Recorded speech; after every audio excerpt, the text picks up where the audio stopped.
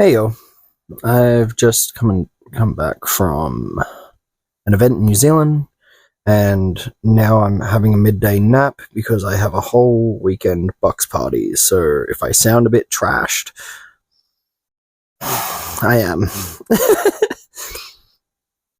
So, you know that funny trope of like the anime character who just counters everything. God, if you do this, I do this. I am master of countering. And I can stand here and beat anything you throw at me.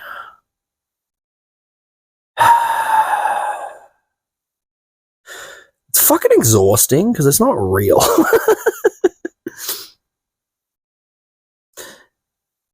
Countering is an active thing. It's a very aggressive thing. My favorite counter fighter, just in like fight sports, is Mike fucking Tyson.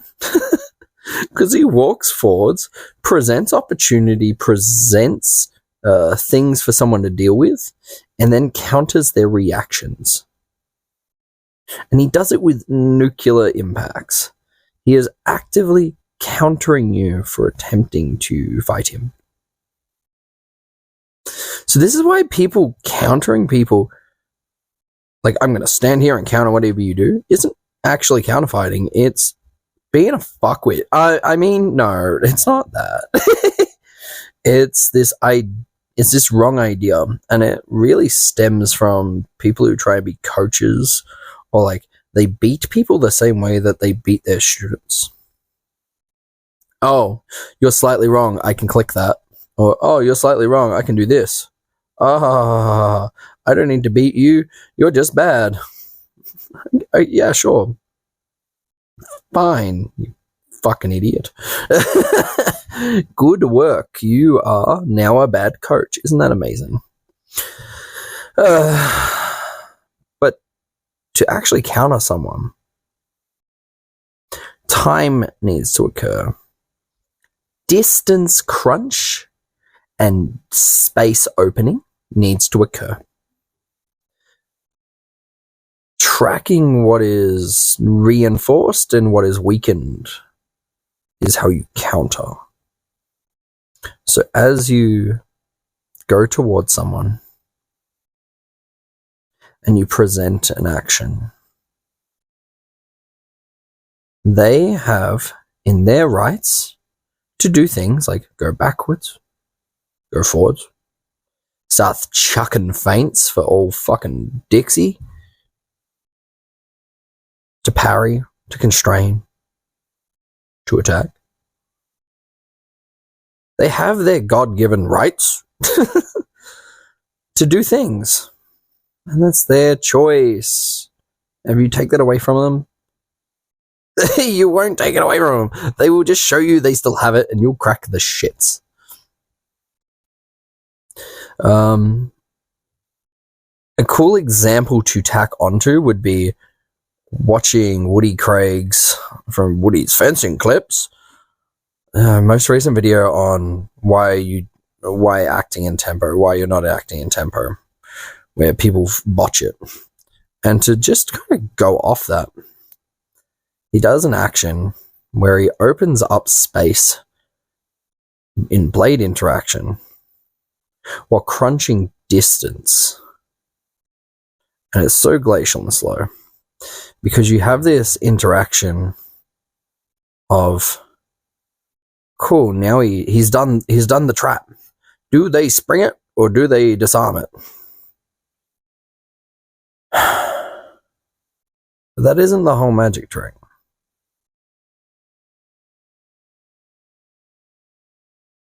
You have actions that you can do.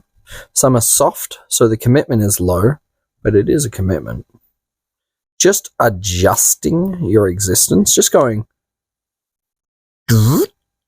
is enough of a commitment that if they can see as you start that interaction, they should come out to you and fucking pop over the other side. It's golden girl shit, man.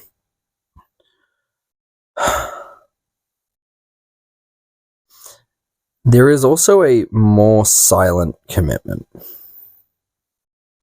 The commitment to inaction is an action. And you need to uncommit to inaction before you can begin committing to a new action. These are all part of the tempo. So if I walk forwards and I do a slow beat that slowly disrupts your tip, in the background, I am distance crunching. Maybe my foot is dragging. Maybe my foot is sliding. Fabris talks about the foot slide being meta as shit. That way you can go from lager to stretta, really chill and funky smooth. But you shouldn't do that because you have to fight on cobblestone. Rapier is so murder hobo, and yet all the longsworders keep doing longsword. I mean...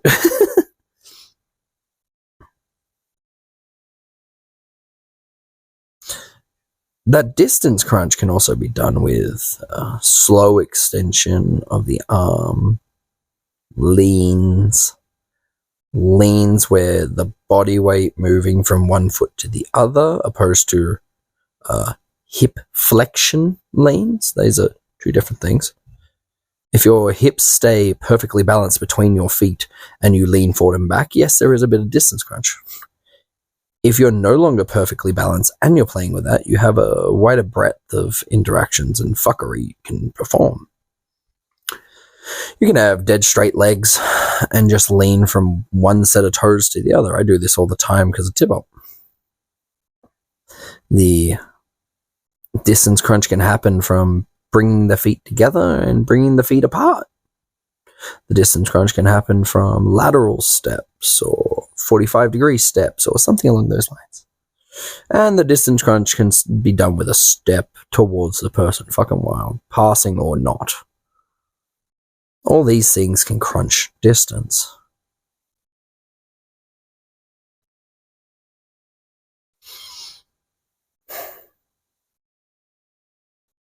Tangent. But not. I just want to keep you enthralled. George Silver is a funny book. I don't think it should be anyone's first book. But I think once you've learnt a lot about fencing, when everything I'm talking about has been surprising and then is no longer surprising, but things that you experience wholly holistically and intrinsically, then you should look at Silver and giggle. His funny timings, the timing of the hand, there's this funny thing where he was able to word the recognition of, moving the arm, regardless of what it's holding, actually, not even regardless, like it takes into account in a cool way. If you can only move the arm and you can hit a target with only moving the arm, if you have to do any other preparation, then you're too far. But if you can get to that distance, funny things happen.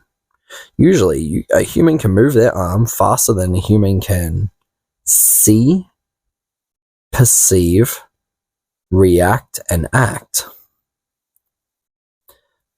You can feel this by standing close enough that your wrist would go past someone's head, and you just honestly reach forwards and touch their face. If you do any wind up or anything, it all goes to shit, but you can just touch people's face. So doing fencing and doing sword fighting, you kind of want to get to that distance. But the main character syndrome, the main character fucking, I must overcome and beat you. I must perform actions that beat yours. This kind of main character syndrome, or this supreme warrior fucking dick pull, kind of fucks it a little. I was talking with Woody, and it was a funny throwaway line. We were actually, I think I was talking to someone else, and Woody interjected with it, and it was a funny statement. What a way it came to me in a dream. Like, what a source. And it was one of the goals you should have is to not go into their bubble of personal space to beat them, but trick them to put their bubble of personal space over you. Which is like, yeah, I guess. You don't need to track both bubbles, by the way. You only need to track their bubble. Because that's where your actions and interactions will change. Fabris talks about that. You only care about their Missouri Lager, their Missouri Strata, not both people's Missouri Lager, both people's Missouri Strata. So you want them to come in. You want them to manipulate it. You want them to choose where those boundaries lie, and you want them to mischoose. So as you come forward, you can distract them with things like feints, like outright attacks, hard parries or beats, fucking squiggly fucking in absence feints, or feints through interaction and touch. All these things really just distract a person so that they choose whether they are too close to you or not. And you let it be their fucking choice. And you can leap long, you can leap short. They're all just ways to crunch the distance. But they need to choose for you to be there long enough for you to do something. For you to win.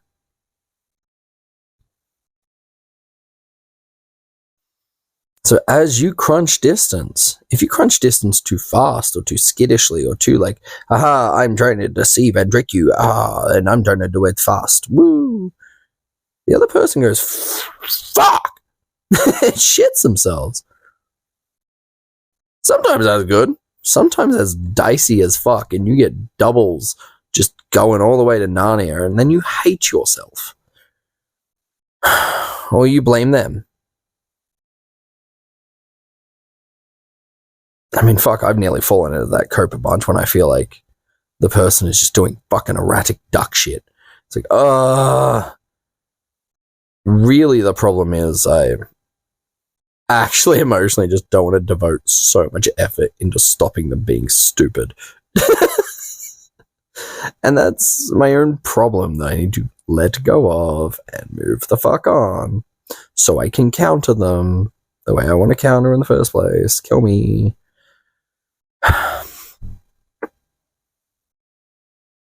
So you keep trying to get that overlap. You keep trying to crunch that distance, but it's their choice.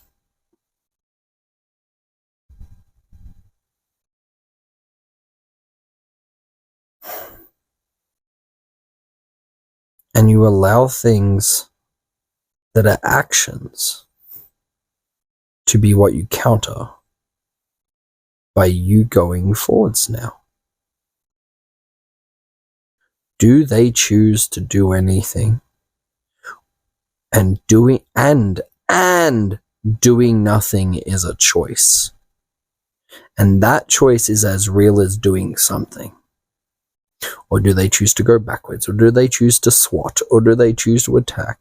And you keep distracting them with choices until they choose to not break the distance, or they choose not to change the distance, or they choose to spend a tempo at the place where you can make a choice. That's how you counterfight people. You can walk forwards, rush forwards, do a fuckwit action, and you do it in such a way that they go, oh my fucking god, this person's a clown. And then in that moment, they go, fuck it, I'm just going to hit the fucker. They have chosen to stay at the distance or even close the distance, right? They have chosen for you to now be in their personal space bubble. And where they are in their commitment means that you now go, oh, cool, how do I beat this from where I am now? Done. Oh, sick. This game's easy. This game's fucking easy. I don't know why I get so stressed and lose sleep before comps if this is all I have to do. I just need the other person to do fencing until they choose to come to a distance that I'm allowed to win at. Doing whatever they like. Whatever. Come over here, young man. I wish to win. Or, hey, I'm going forwards at you. Do you want me to win? Wouldn't that be funny if you just stood there and let me win? That'd be fucking hilarious.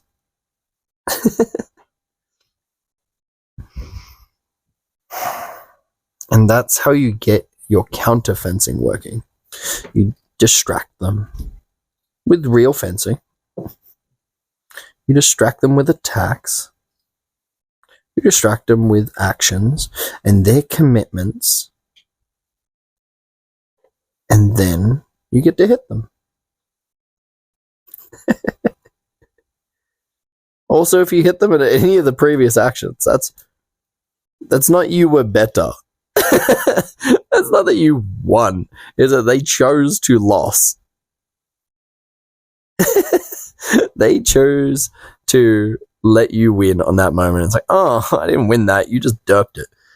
And then we come back to the coaching at the start or the fighting at the start where you just stand there. That's not you beating them. That's them not knowing that they're making the choice to lose. That's a big difference. When you feel like you've beaten someone, it feels totally different to like, oh, okay, you don't know what you're meant to do here, clunk.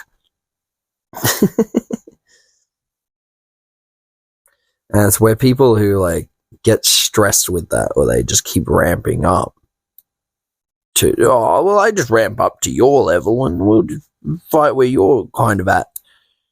That's not real. That's not you trying to beat them. That's you ramping up and hoping that you can just live in high intensity better.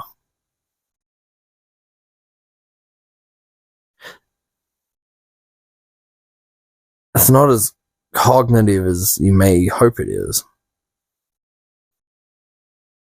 And it's, sure, do whatever, man. But if you want to be countering things, if you want to feel like you can counter things, you take the fight to them, you go towards them, then they choose where you win. And that's countering. That's being slick as fuck. And then all the tools, all the setups, all the play that you have, it's to that end. It's to that victory, to that moment of, ooh, and now I solved this puzzle. So hopefully this helps you become a sick counterfighter. There is a dichotomy of knowing exactly what isn't your choice and what you can't control, and letting them have it, encouraging them to have it. I just dominate the fight and I don't let them have an ounce of control. Fuck, your dick's gonna stop working the second someone proves to you you're wrong. And that's probably going to affect all your relationships going forwards.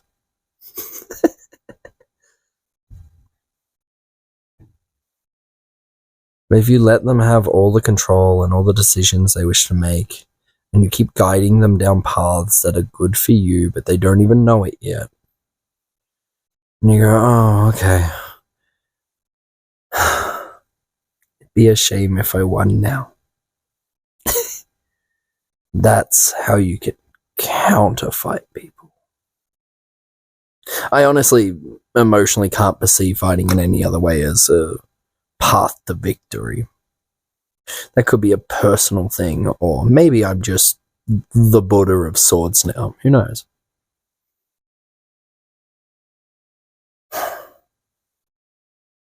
Fuck yeah, go fucking fence.